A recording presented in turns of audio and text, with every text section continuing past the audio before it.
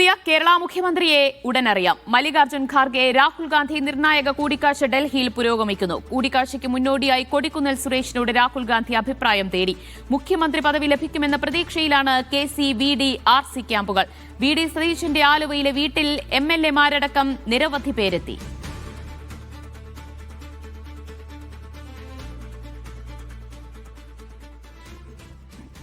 ചർച്ചകളൊക്കെ പൂർത്തീകരിച്ചു എന്ന് മനസ്സിലാക്കുന്നു. ഇന്ന് പ്രഖ്യാപനം ഉണ്ടാകുമെന്ന് അതിനായിട്ട് കാത്തിരിക്കുന്നു. അതേപോലെ നമുക്ക് കൃത്യം പറയാൻ പറ്റില്ലല്ലോ, അത് വെയിറ്റ് ചെയ്യാം.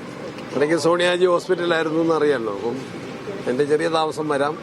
ഏതായാലും നല്ല തീരുമാനത്തിനായിട്ട് എല്ലാവരും കാത്തിരിക്കുന്നു. ഇതുവരെ പ്രഖ്യാപനം സംബന്ധിച്ച് ഒരു ഇൻഫർമേഷനും എനിക്കില്ല. പ്രഖ്യാപനം എത്രയും നേരത്തെ വരുന്നതാണ് അത്രയും നല്ലത്.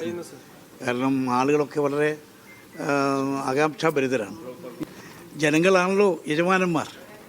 ജനാധിപത്യത്തിലെ യജമാനന്മാർ ജനങ്ങളാണ്.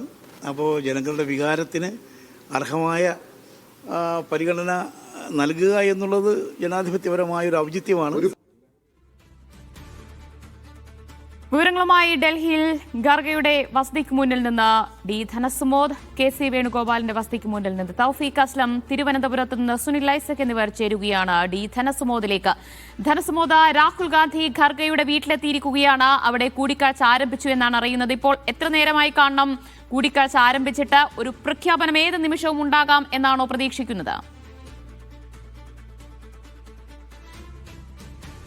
മണിക്കൂറായി ഇപ്പോൾ കൂടിക്കാഴ്ച നടന്നു വരികയാണ്.